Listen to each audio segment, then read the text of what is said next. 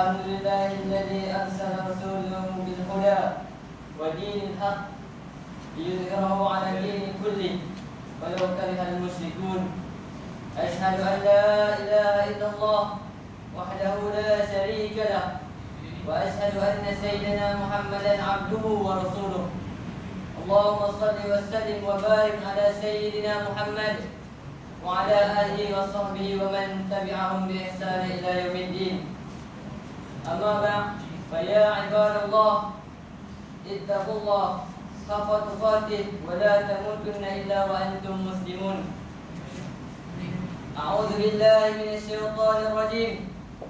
يا أيها الذين آمنوا اتقوا الله ولا تنظر نفس ما قدمت لغد واتقوا الله إن الله خبير بما تعملون.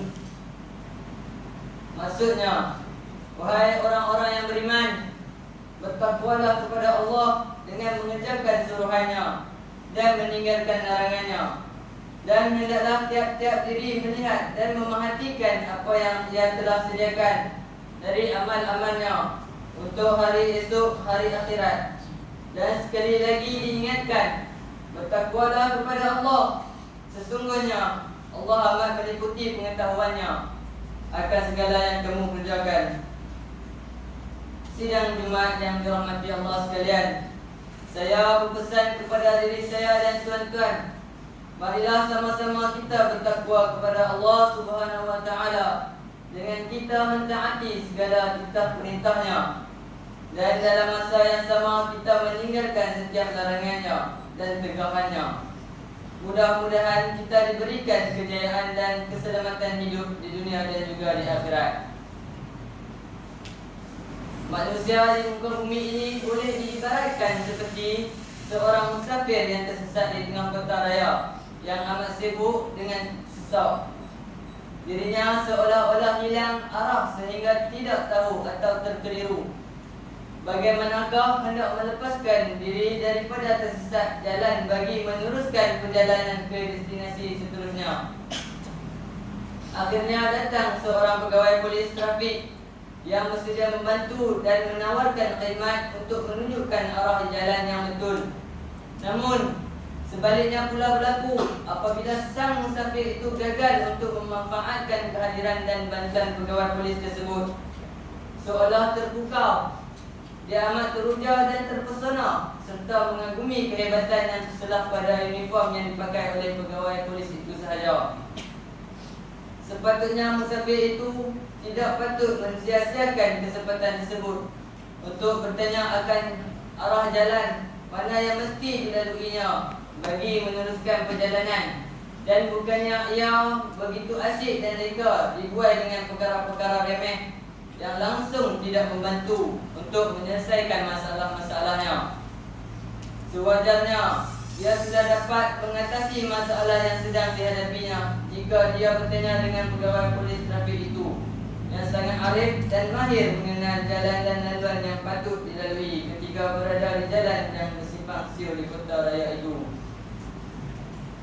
Sidang Jumaat yang dirahmati sekalian, demikian tadi sebagai contoh bagaimana manusia gagal menghargai kehadiran Nabi Muhammad SAW di atas muka bumi ini yang diutuskan oleh Allah Subhanahu wa taala bagi mengajar dan membimbing manusia tentang perkara yang berhubung dengan hal-hal keduniaan dan kerohanian dalam kehidupan seharian mereka di dunia dan kehidupan selepas hari kebangkitan di akhirat.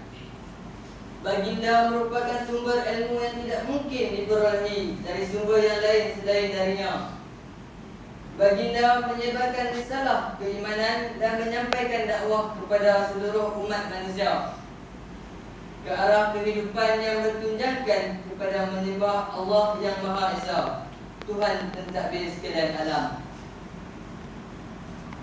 Lahirnya baginda Rasulullah SAW adalah sebagai pembawa rahmat kepada seluruh alam dan menjadi penyelamat kepada segala kerosakan akhlak dan penyelewengan akidah yang amat berdosa pada zaman itu, serta menjadi tonggak kekuatan ketika tersebarnya Islam yang semakin berkembang pesat selepas peristiwa pembebasan Mekah dari cengkaman kaum musyrikin selama berabad lamanya.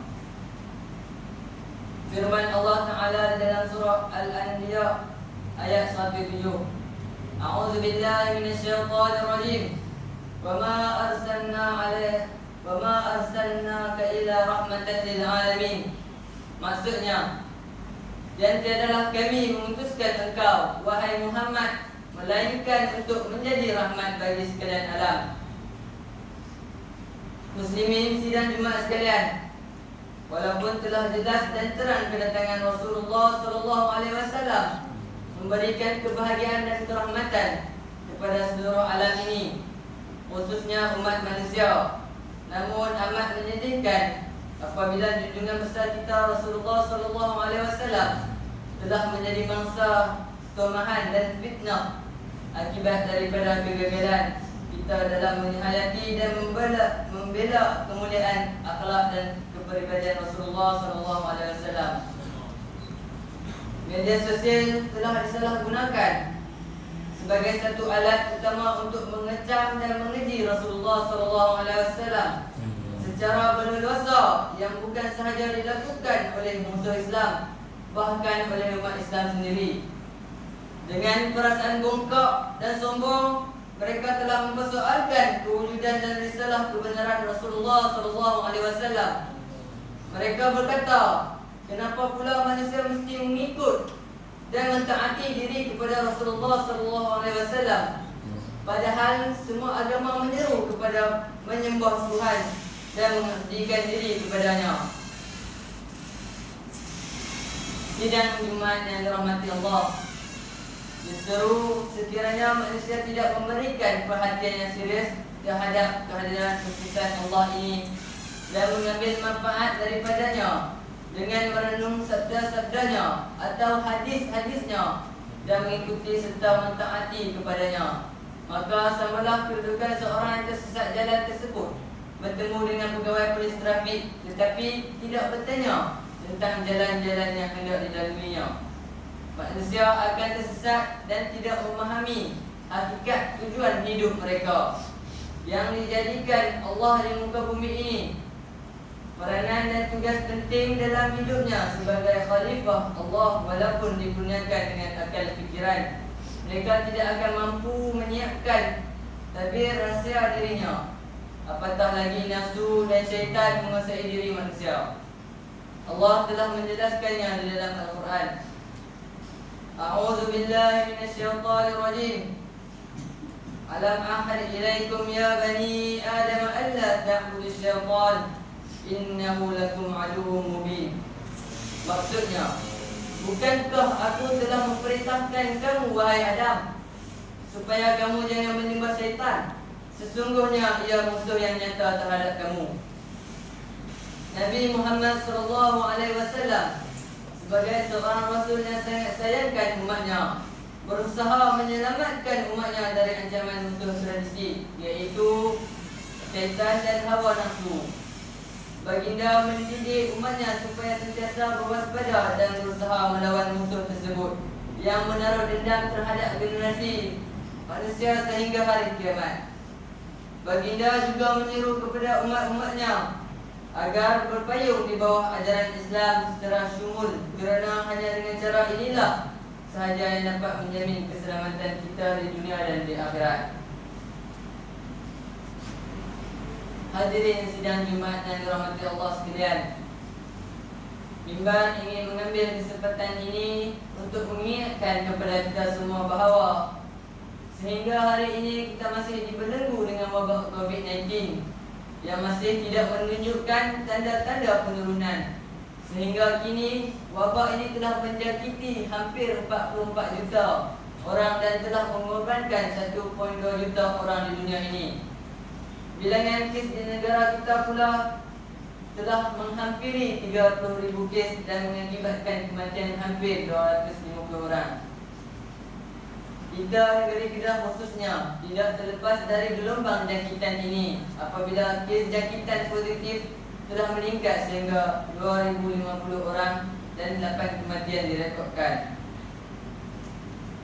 Di sini Mimbar sekali lagi ingin mengingatkan kepada seluruh jemaah Janganlah kita alpa dan lalai terhadap kemajuan SOP yang telah dikeluarkan. Ingatlah, kita masih lagi menjalani perintah kawalan pergerakan pemulihan. Sentiasalah menjaga diri kita. Mudah-mudahan Allah sentiasa menjaga dan memelihara kita. A'udzu billahi minasyaitonir rajim. Wala tattabi'al hawa fayudillaka 'an sabilillah. Innal ladzina yadhillu 'an sabilillah lahum 'adzabun syadidun bima nasu yawmal hisab. Maksudnya, dan janganlah engkau menurut hawa nafsu, kerana yang demikian itu akan menyesatkanmu dari jalan Allah. Sesungguhnya orang-orang yang sesat dari jalan Allah akan beroleh azab yang berat pada hari hitungan amal, disebabkan mereka melupakan jalan Allah itu. Barakallahu li wa lakum fil Qur'anil 'azim wa nafa'ani wa iyyakum bima fihi minal ayati wa dzikril hakim wa taqabbal minni wa minkum tilawatahu innahu was-sami'ul 'alim. Aqulu qawli hadha wa astaghfirullah 'azim li wa lakum wa lisa'iril muslimina wal muslimat wal mu'minina wal mu'minat fastaghfiruhu wa ya fawzal mustaghfirin wa ya najat at-taibin. صل وسلم وبارك وانعم وتفضل وبارك لزين عبادك واشراف عبادك ابي القاسم سيدنا ومولانا محمد رضي الله تبارك وتعالى عن ساداتنا اصحاب سيدنا رسول الله اجمعين. Terima tengah dulu duduk. Dia tak sah apa dah duduk. Boleh duduk sah.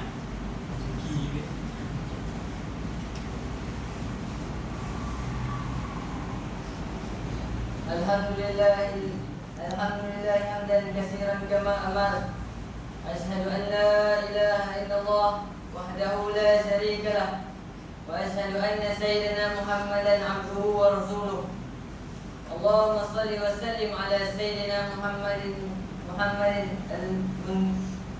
المنفذين من الضلالة والجهالات إلى نور الحق والإيمان والهدى وعلى إله وأصحاب الذين هم قدوتنا ولهم فضل على جميع الأمة إلى يوم القارعة.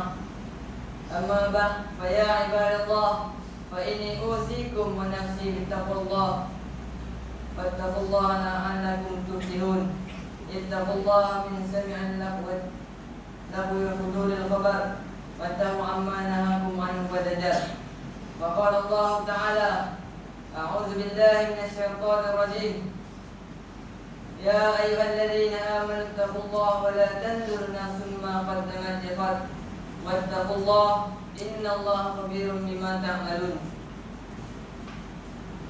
واعلموا أن الله أمركم بأمر عظيم، أمركم بالصلاة والسلام على النبي الكريم فقال إن الله وملائكته يصلون على النبي يا أيها الذين آمنوا صلوا عليه وسلموا تسليما.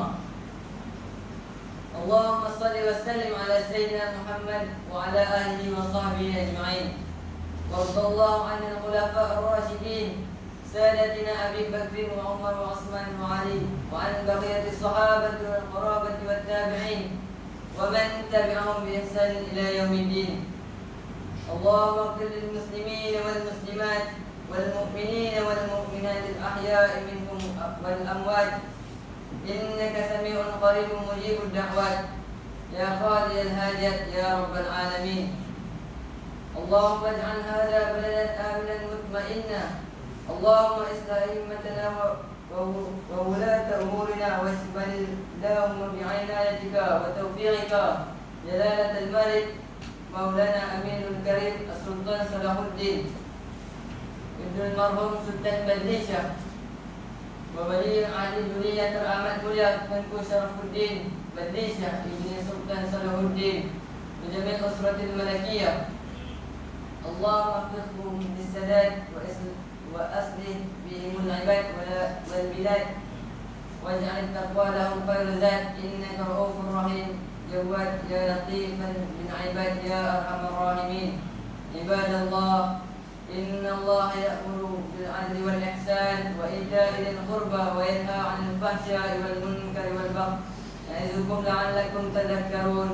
فاذكروا الله العظيم يذكركم واشكروا نعمه يزدكم واسألوه من فضله يؤتكم ولذكر الله أكبر والله يعلم ما تصنعون.